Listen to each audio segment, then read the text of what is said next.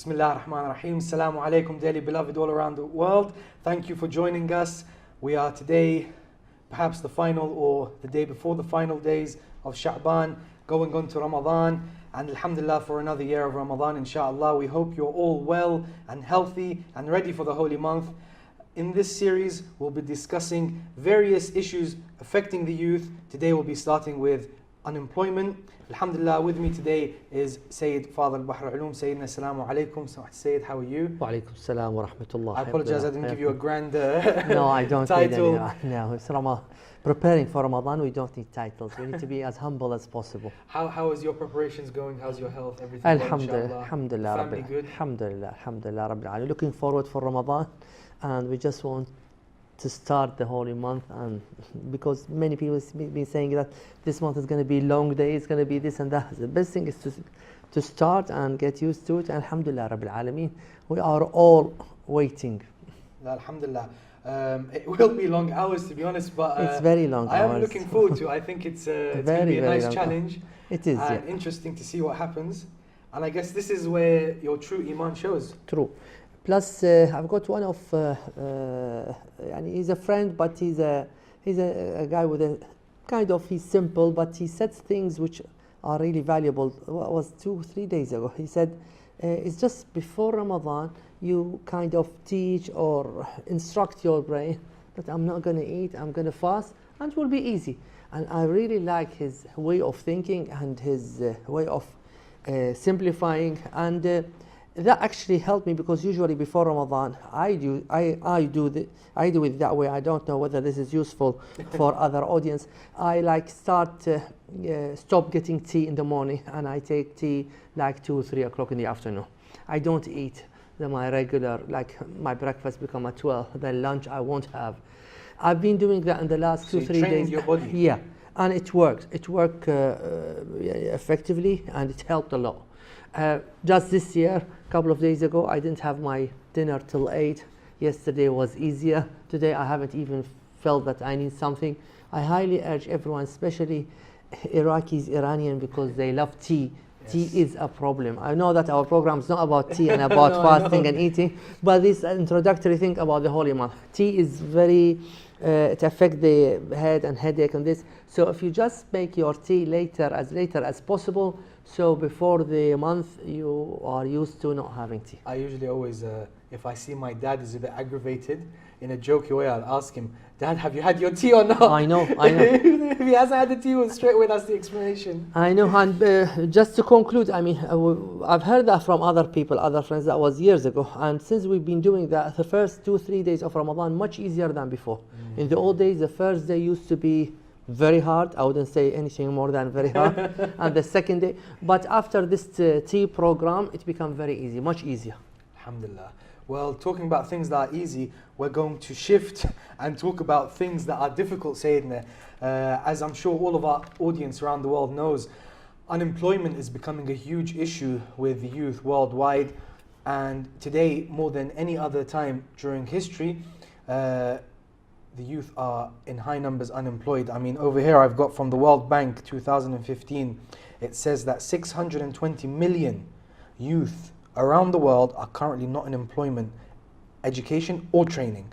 So they're not in employment, they're not in education, and they're not training. I mean, that's a really big number, 620. It states that some of the causes for that is the financial crisis that happened, skills mismatched, which we'll get into, the lack of entrepreneurship and skills, life skills education, and lack of access to capital, as in they don't have big capital, and a digital divide. So, you know, the whole technology advances and how some people are still behind in that.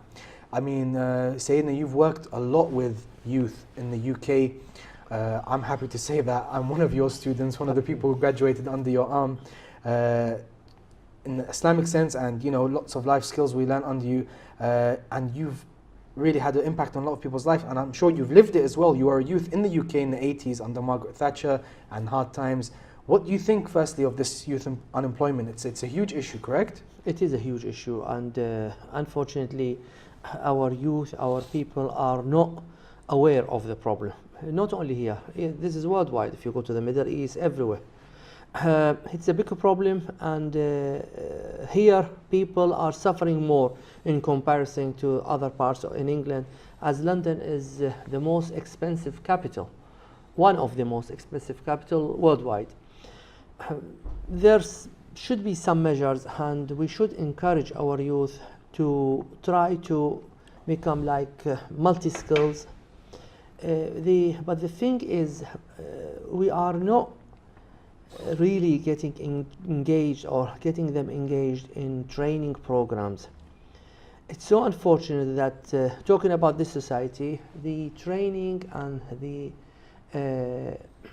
courses, most of them, for one reason or the other, our generation are not making best use of it. Even when we talk about unemployment, older generation still complaining from that, but maybe the older generation, some of them, they are now in the age of retirement, others, they had their own issues. But the problem is, I do remember when we were in the 80s, at that time, opportunities were limited, but at the same time, there were other opportunities.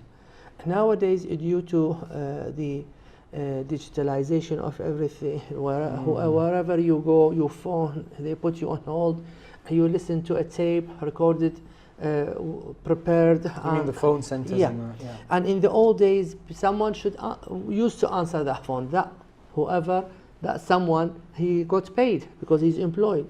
And nowadays, even if you go to the banks, we get less people, and who is making more money? The rich people or the employers or the big companies, as they are spending less and they are employing less.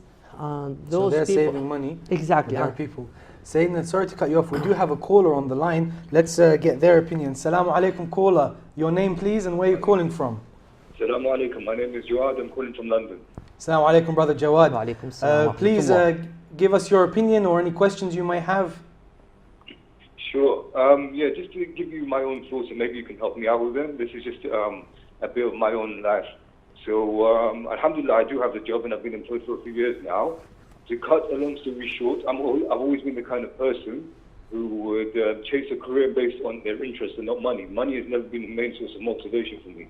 I work in the media, and I've always looked at it as a way to express my creativity, right?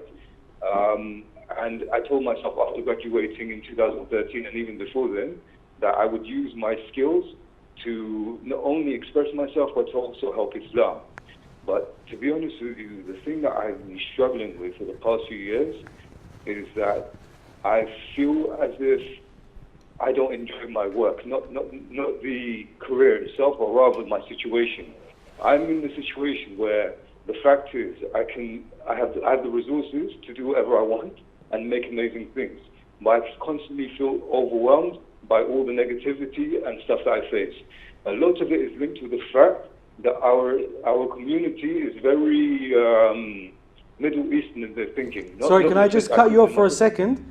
Just Sure. So, your main motivation for work was your passion and your creativity, not 100%. running after money. That's what you're saying. Yes. That's number one. And money is important for me. Money Okay. is important for me to survive. But my main motivation is always what I enjoy. Okay. But I don't feel like I'm enjoying stuff in my position now. So now you've got a good position and you're working, you're telling me. Are you making Yes. good money but not enjoying the creative aspect, or you're not making good money? Yes. And what is it? That's it. I'm not enjoying the creative aspect. But are you making good money? Hello, Jawad? I think Brother Jawad was cut off, but I think we get a gist of what he was trying to say.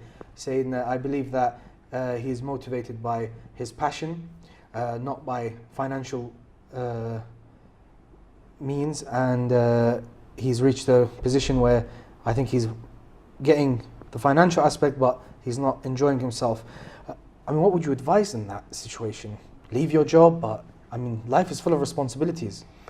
No, I wouldn't advise leave the job, because I highly encourage everyone to get involved in and be as successful as possible in his job, and to run his life and get married early marriages, and once he gets married, he needs to pay bills and he needs to sponsor the family.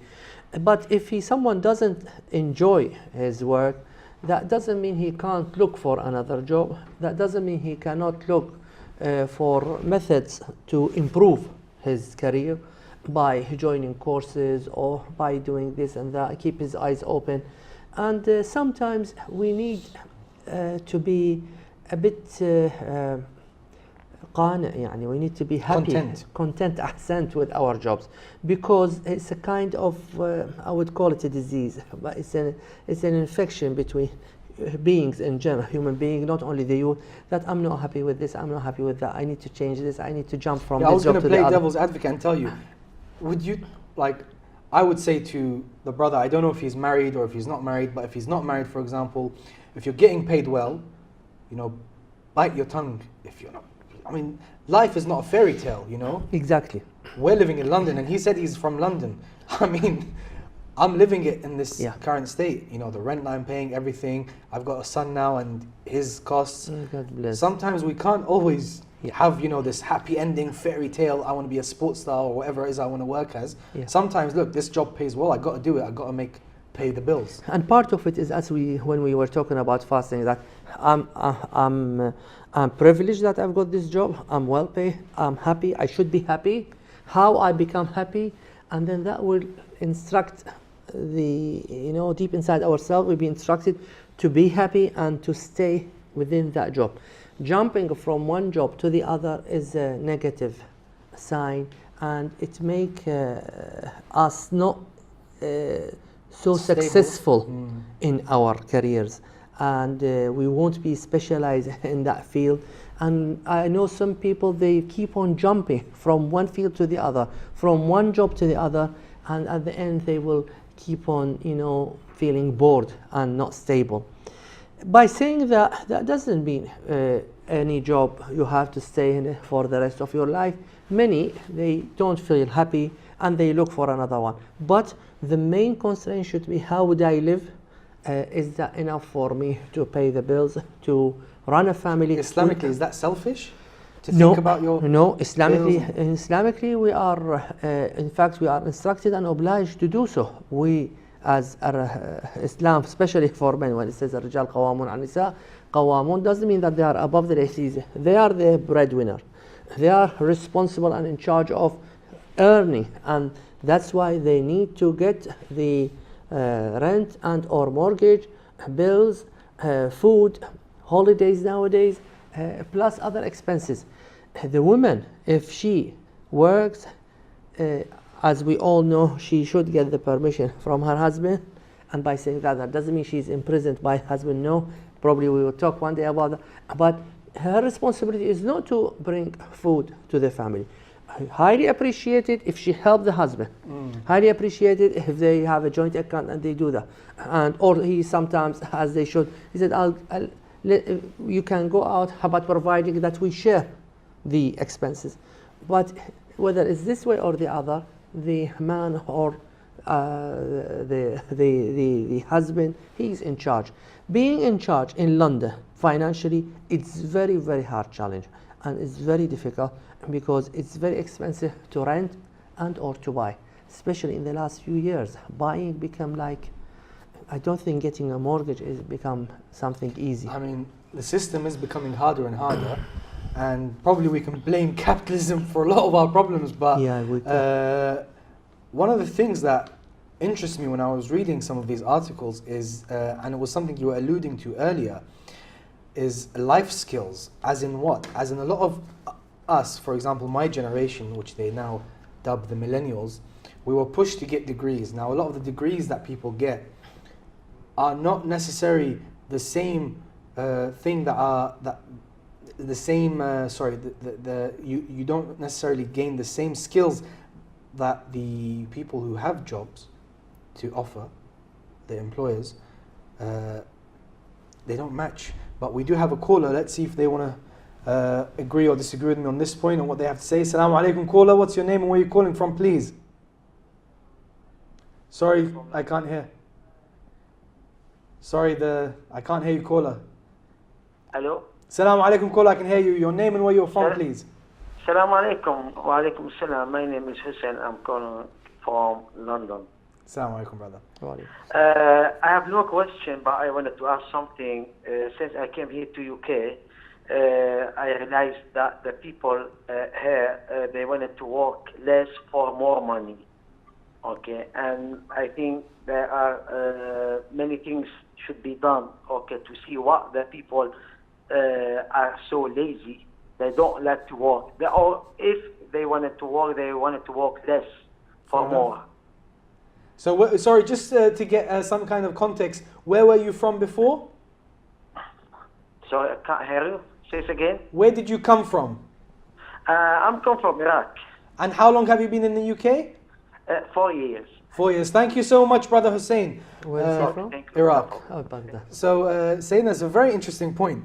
He says people in this country, which actually we should talk about, they want to work less but earn more. Yeah, because They have a lazy work ethic. Do you Yeah. agree with that? uh, Is this something we need to address? Because I'm very appreciative They of the brother and become- how he said that. they become very choosy. I do remember first when I came to this country, one of my late relatives, he was mentioning that he was wondering that how come here the people, you know, the worker, the labor, they had tea break, lunch break, another tea break, and so on and so forth, because, you know, he have never seen that. By saying that, that doesn't mean this is not a good thing. It is a good thing, but in a way, he probably come from same area where the caller has come from. Plus another senior lecturer, a friend of mine, he's from America, and we were talking about why don't you return to this country or to the other country in the Middle East. He says, Sayyidina, we got spoiled in these countries in the West, which is true. In London, Europe, America, we are spoiled in comparison to the Middle East. So probably that reflects part of what the caller or the friend was mentioning. They are right, and part of it is because they know that if they do not work, they will be offered like some kind of benefit, so they become so choosy. And that's why also in this country you find that the labor, the builders are from so-and-so, the railway station workers are from so-and-so, cleaners are from so-and-so. Every kind of profession has got its own people, which is something not very positive.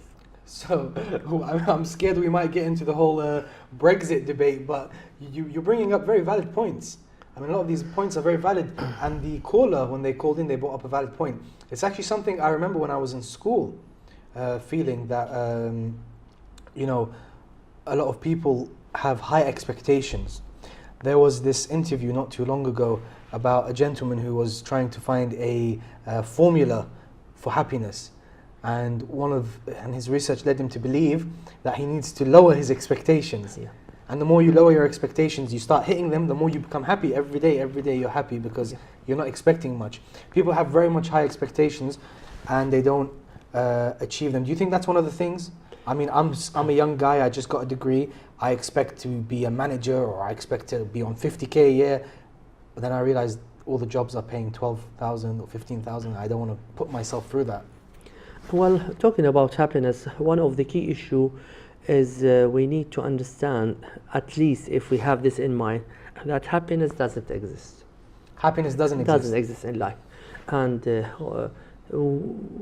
خلق الإنسان في كبد. We are created to suffer. This is life. Allah subhanahu wa ta'ala create us. It's a challenge. It's a suffering. It's a kind of tahaddi. But does this mean we can't have fun, or we can't? We can, but if Or we is fun and happiness two if different we do things? like istiqra, I mean, look at the prophets, good people. No one had absolute happiness. This is life. Life by itself is a test. Is a big test when we need to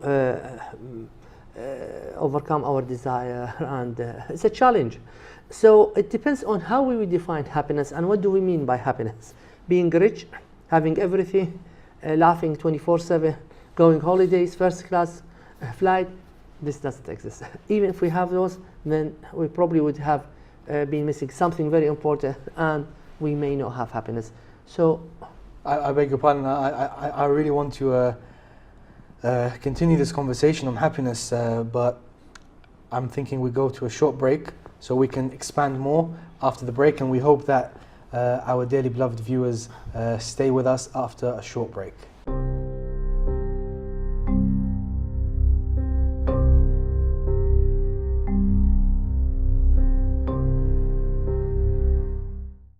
Assalamu alaikum once again, dearly beloved. Just before the break, me and Samahat Said, we were discussing happiness. Our discussion to do with unemployment reached the stage where we were discussing what makes a person happy, and most people who are not finding jobs, perhaps a theory can be based on the fact that they're not happy with what's out there, or they're not happy with themselves. Saying that in terms of discussing happiness, I have here something, it's called Maslow's hierarchy of needs. And Maslow was a business theorist and a psychologist, I believe. And over here he's got a pyramid, and I think if I read them out to you, what's the most important, and going down, you can see, and I want to ask you, do you think that this equals to happiness? And do you think people are missing this and that's why they're not finding jobs? You okay? Would you like some water? No. Okay.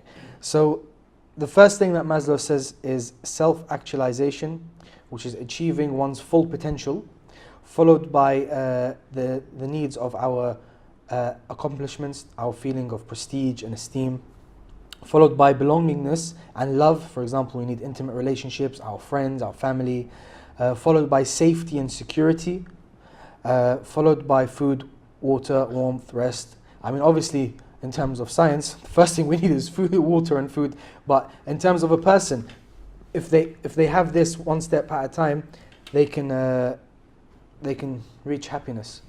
Or can they still not? What do you think? I mean, is this contentment, do you think is a better word for it? Is it the 5 of them or one of them to I reach mean, happiness? Going to our No, you need all 5 of them, because together. of course. Yeah. And then there is no happiness. It's impossible. We had a riwayah from Amir al-Mu'minin, if I'm not mistaken, من نعم الله على المرء. ما معنى الرواية؟ دابة سريعة ودار وسيعة وامرأة مطيعة. It has things similar to that for someone to be happy and to Allah give him the ni'am. He wishes to have a big house, دار وسيعة, ودابة سريعة, a fast car, and امرأة مطيعة. I would leave you to translate this. A good, loving, caring wife. Caring with ing wife. Yeah. And I think nowadays the 3 of them is not available. So that means. But even if they are available, sometimes you still haven't reached your full potential. I mean, even if you're financially rich, sometimes you feel you can do more. Sometimes you don't have the sense of accomplishment that you want. Maybe that's why some people were pushed to do degrees instead of going to colleges to get skills they can actually use to get a job. Sometimes you don't have friends, you don't have family. And, you know, I mean, security and safety is an interesting one. The brother who called in earlier, Jawad, says, I'm in a good job, but I'm not happy with what I'm doing because of creativity and all that. But the fact is, he's got some of these things. He's got security and safety. He can afford food. You know, I mean, I don't know. What do you think? I think the key for success is we have a line in our Ziyara Amin Allah, which is very well known. And also there's equivalent to prayer in the one of the prayers. It's a pity that I have got it, but it might take me time to show it and to read it. But tomorrow or the day after, I'm sure we can. It's a bit similar. اللهم اجعل نفسي مطمئنة بقدرك راضية بقضائك. This is happiness. Oh Allah, make me happy with your destiny and with your qada, with my future, with my whatever you have written in my forehead. Keep me happy and content with it.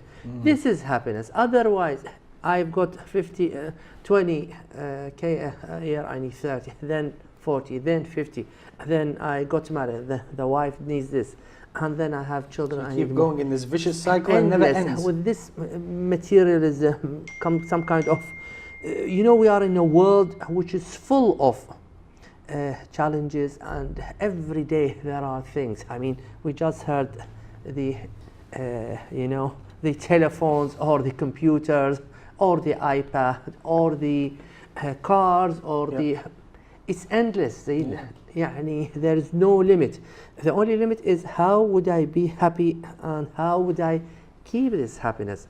I become happy if I accept what Allah has given me and try my best to improve my life. Try my best to work hard to feed my children, my family, to help others, and at the same time divide my time. My 24 hours daily life should be divided into few hours sleep, few hours Work, few hours family, praying. few hours praying, few hours socializing. We do have a caller on the line, Oh, Sayyidina. sorry. Let's see if no, it's okay. Let's see if they have. You can't interrupt an me and say opinion. that we have a caller. No, because you know the problem is it's very interesting when you're speaking, Habibi. so I don't actually want to interrupt you. Thank you. But caller, assalamu alaikum. What's your name and where are you Wa calling from, please? My name is Hussam. I'm calling from North London. Assalamu alaikum, brother Hussam. How are you? Inshallah, you're well. Do you have an opinion on anything that's being said? Do you have any questions? I do have a question regarding also the jobs and workplaces. Okay. I just wanted to ask, if I accept a job, for example, and my mother isn't pleased of me accepting that job and she passed away. So for the sake of argument, that I accepted that job offer, but she passed away unpleased with me. What is my position? Because I know if not, the mother not being pleased with her son leads to very bad moments. Is it possible for you to find another job, or will your? I mean, if you're married and you have children, will your family life be ruined if you quit the job, or what's your situation? No, the thing is, if I do quit this job, Yeah. then I would have to start from scratch at zero, and there will be financial issues with me and my children. So you're in a bit of a pickle. Okay, let's see what Sayyid thinks about it. Thank you. We wish you luck, Hussam.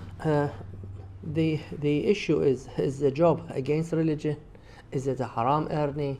If it's not, then you are not obliged to follow anyone advice, especially if your mom is passed away. If she is alive and by you going to that job harming her, then you need to make sure that you are not doing this kind of thing. And usually the advice, even if the parents are alive, you can go to that job without telling them, without letting them know. If the job has no haram aspect, no anything against Sharia, anything, the earning is halal, so they do not have the right to intervene on that matter. It's better to listen to the parents. It's better to obey them. It's better. But if you cannot earn, and if you need to earn, and you cannot find another job, then you have what we call mu'adhariyah. The most of it, you should not tell people about this job, so your mom will not hear about it. And in the case if she is not alive, yani, inshallah she will be she will accept that in the hereafter, because we know that her soul is there. When someone dies, the spirit is still there. So in Islam, even other religions, we don't believe that after death there is nothing. But if you can't find a better job, if you can't get an alternative, you need earning. Earning is a must for everyone. Well, And sorry to interrupt. If you are having some kind of waswas or obsession, you can write istifta to the marja who are doing taqleed for, because I'm just answering ala al-qaida according to the rules, laws and regulation which we know. So you answered from a fiqhi aspect, but from a Purely fiqhi. yeah, from a Not psychological. akhlaqi and psychologically, no. Okay. Not morally, fiqhi. Do you have anything to say on those? Well, clearly, morally, it's better if he pleases Pleases his his mom. mother. But if he, at the beginning of the month, I think he needs money to pay buy the food. Yeah, you're right. And so we need to be realistic and practical, unless his mom or someone. You just hit a point that I really like. Realistic and practical. Yeah. And I feel like in this day and age, we're living in a world where a lot of us have been affected by Disney films True. and are not very practical. I'm sure you've read about the different generations and stuff. Our generations that they call the millennials, we think differently from your generation and the generation before you, and we live differently. It's not only about times have changed from a technological aspect, but the way that we accept information, the way we get information, the way we process information. is very different. For example, maybe 30 years ago, a person working in a factory, and they tell them to do a very simplistic job over and over and over again without any reason, will accept it and do that. In this day and age, we question everything. Why do we do this? If you don't show us what the end result is, we won't work. Does that make sense? Do you think that's a big issue when it comes to unemployment? I would like to talk about two things, Yeah. which I plan to talk, but time flies. I hope that we have a second episode about this because it's a very sensitive topic. We got a gardener in our home. I wonder if you have met it. I have, yeah. He's 90 plus years old. Is he 90 years old? I think he's 85 Wow. plus, definitely. I mean, He's in good shape, he mashallah. comes on Monday, Yeah. and it's a very good happiness dose I had from him. He's singing, he laugh, he jump, he's so healthy and active. And in winter he comes, if it's raining or not. When I see that guy, I really feel so happy. And sometimes I feel, I wouldn't say ashamed, but partial ashamed that I'm half of his age. And look at the guy, he's jumping, he's working, and he's so happy. He is so happy. Very happy. This is one side of it. The other side, talking about happiness in employment, and I finish an engineering course, and I finished my master also in engineering. But I didn't like to work as an engineer. I didn't find myself being an engineer, and I specialize in traffic engineering. I couldn't spend the rest of my life in calculating cars and doing modeling and this, logistics, so many kind of. So I chose another thing. I choose the other thing, less money, much less money. But because I chose it, I train myself to be happy with it. Training and making yourself well prepared to accept the fact you are in is very important. This is the key issue. So it's the systematic thinking. أحسنتم. The same thing as the guy who taught me that lesson. Also, he's a simple, he does a very simple job in one of the projects we run. He said, say, in Ramadan, and he doesn't read English very well. He's a very simple guy. But wallah, I benefit a lot from him. He said, you just instruct your brain. I'm going to fast, no food, no drink. Then you will be well trained and happy and well prepared. Everything is in life is like that. So you think it's all about best preparations? Exactly. I need to live in a small house.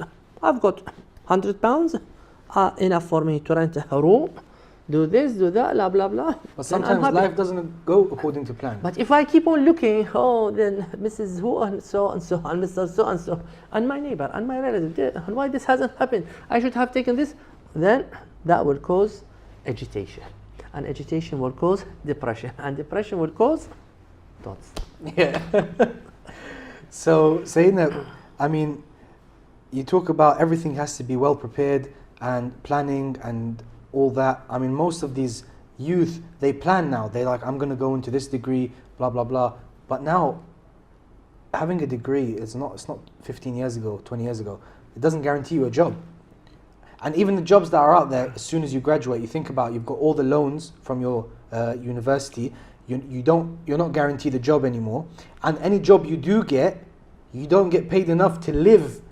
Oh. I mean, because I remember when I was very younger, I'd hear my father saying to my older brother, when he was complaining that he's, applying for a new job, it's taking time. My dad is very old school, and he doesn't understand this whole thing of, applying online or waiting for them to come to you.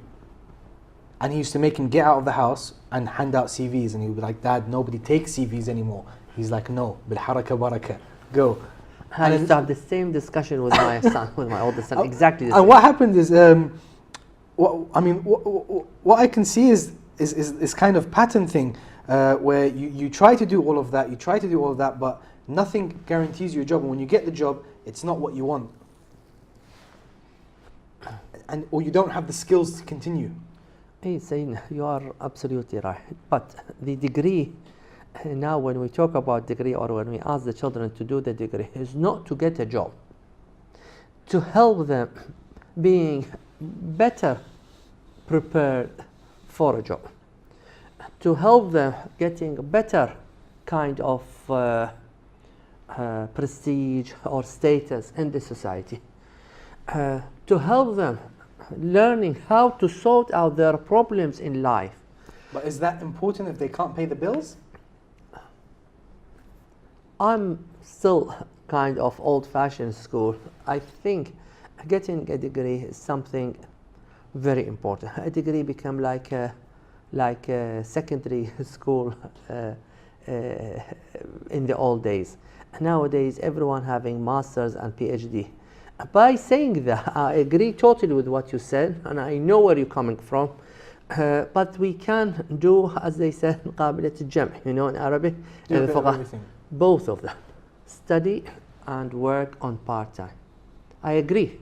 And this is due to this kind of legislation about the student loan, which I hope one day the poor students will finish with it, because once they graduated with loan, which is something very unusual. Which it means that they start their life in minus. Yeah. I'm so sorry to say that, and it discourages people from studying, which is so unfortunate. So you've got the loans, you've got a degree that doesn't help you can't leave your mum's house, you want to get married, you want to start your life. In London, these things are impossible now. It become impossible, I agree with you. So do you think people should move out of London, for example? For those people who called in today, most of them were from London. I mean, what's one of the... I highly encourage our young generation, especially at the beginning of their life, try to move out of London. By saying move out, you don't need to be in Nottingham or in Newcastle, but try to go outside London. Luton, High Wycombe, Tooting, these kind of places. You should find a place, Watford, where you can afford renting a place. And we are a big community. We should try to go there and form our small mini communities. And I was listening to a radio program just a couple of days ago, and they were talking exactly about this topic. One of the audience, she was mentioning she's a teacher and she moved to Liverpool. And they were thinking that she's originally from Liverpool. She said, no, I'm originally from London. And she was saying how happy she is there, as the salaries are the same, whether you are in Liverpool or in London. Some companies, few companies, or maybe not few, but some of them, they offer bit of increase according to the living in London, or I don't know what they call it, but not that many. And even that small increase, it doesn't come in terms with the kind of expensive life we are living. Living in London is very expensive and very demanding, and I don't think a young couple can do it. And as we are encouraging the young youth to get married, to run their life, to do this, to do that, and being here, if they want to rent their own house, it is going to be very difficult, if not impossible. Okay, question. You brought up the issue of community, and being that we are Safir TV and, you know, الأقربون أولى بالمعروف, do the community leaders, do our foundations, muassasat, owe the youth that to help them? I mean, I remember I was speaking to somebody I was speaking to an English fella from, where was I think he was from Liverpool or Newcastle, I can't remember now. خلاصة الكلام, he said to me, some of these regulations that the government are pushing are unfair. Somebody like you, who was born in London, who your family's in London, who your school was in London, your friends are in London, you shouldn't be asked to move out. Housing should be made easier for you. So that's one aspect. The other aspect is, does the community, do our foundations have to do something for our youth? We can't do for everyone, but for our youth at least, should they do something to help them? They should. Because there is one thing that we're very sure about, and that's been said many times, that alhamdulillah, we are a rich community. There is money. There is no doubt that there is money. There is, but unfortunately we don't know how to use it and where to spend it. Number one. Number two, yeah, the foundations, the organizations, the associations should do. But they are a bit clever, because when I was in one of the organizations having very senior post, that was 10, 15 years ago, I started kind of training program for the youth, and then we had many who got trained And once they got very well trained, they leave the organization. So we can't just blame the organization. The organization should offer more training and more help and this, but the youth at the same time, once they get well trained or You get think they should be a loyal? good job, yeah, at least everyone should offer 2-3 hours, half a day at least, because 2 hours or 1 hour will not be enough to the organization, to the community. Otherwise, the community or the organization cannot survive. But community doesn't pay, Sayyidina. This is the problem. It's a vicious circle. The community doesn't pay, the organization doesn't do the job, and the Youth the are discouraged. are demanding and discouraged. There should be something, should be something happening to form the beginning of this circle and to break the circle and make it like. So if you were to speak to a youth who comes to you today and says, Sayyidina, okay, I've just graduated, I can't find a job. Would you say to him, because you are a believer in Amir al-Mu'mineen alayhi salam and in this madhab, you should not have this attitude, you need to work hard and get it well. What would your advice be to a young Shia youth living in London or living in the UK who comes up to you, sits down with you and says, I'm unemployed? What are the steps? What is the main advice you would give him? Go and find job, any job. Go and, I can't work in McDonald's, I have a degree in, for example, well, engineering. even if you got a degree, I used to work in so many places when I had a degree. And let's not talk about me or you. Let's talk about one of our great scholars, Shaykh al-Thani, the second martyr, who's the author of Kitab al-Rawda al-Bahiyya fi Sharh al-Lum'ah, which still now in Hawza they're studying it. It's a very high standard fiqh book. He used to have كان له كرمة يزرع بها. He used to have a small bustan, garden, where he plant grape and he sell. And many other ulama, they used to earn from their living, from their work. So this is something possible. And if he can't get an engineering job, he can go and work on temporary basis until he finds the right job on building or labor. If not, work in a restaurant. If no, I'm sure they can find. Here, if you in this country, if you become so demanding, you can't find job. Otherwise, jobs are available, and especially our organizations, we are in much need of so many skills. We don't have admins, teachers, head teachers, deputy head teachers. Manager, when we say management field, doesn't mean manager, deputy manager, assistant manager, head of department. We are not well trained to do that. Some, I wouldn't say all, some of us are a bit lazy. And we So the second caller was right. He is, yeah, he was. Up 'Cause to, he up said, to a certain extent. Yeah, he yeah. said, I've come from the Middle East, from this gritty, get your hands dirty attitude. Yeah. I've come here and I've seen Yeah. everyone is just Yeah. lazy. They don't want to work. Yeah, And you agree with that? Yeah, he's correct up to a certain extent. He is right. Yeah, and we need to break the ice, and we need not to learn not to be shameful from doing some kind of jobs, which some communities say no, we can't do this. Even babysitters, we don't have baby. We have no. I mean, we still have. There's a big demand for so much. I'm actually job. suffering from that at the moment. I'm looking for one. I'm sure you and most of the young, they are looking for many jobs are available if we are do not become Proactive. choosy. Yeah, we need to be proactive. Yeah, and not to be choosy and selective. So like my dad used to say, don't wait for it to come to you, go for it. Yeah, he is right. Yeah. SubhanAllah. Sayyidina, it's been a very enlightening episode. I sincerely hope the best for all the shabab all around the world, all the youth. I hope that they find jobs. And I would say to them, don't fear the night. Go for it, work hard. Me, myself, I've worked so many different jobs, and as they say in Arabic, الشغل مرهب, working for a living there's nothing wrong with it. It's better than begging or, being in debt and being in loans. And I truly believe that Allah subhanahu wa ta'ala brings barakah into somebody's life when they are proactive. You do 20% of the work and Allah subhanahu wa ta'ala will do the rest. Do you agree? Yeah, that's right. Yeah. So my final message is one of love and peace and one of hard work. I pray that everyone who watched this show inshallah is inspired to work harder, on themselves and to prioritize. And as Sayyid said, life is all about preparation. Yeah, of course, you always have something happening that you may not expect, but the best way to deal with that is great preparation, great planning. Put in your mind, in 5 years, I want to reach this point. Work towards that. Don't have too many expectations, and inshallah, you won't be disappointed. Sayyidina, is there anything else you'd like to say? Yeah, one thing. I mean, planning is good, but if whatever you've planned for hasn't happened or hasn't happened like 100% of it, don't be upset and try to look for alternative.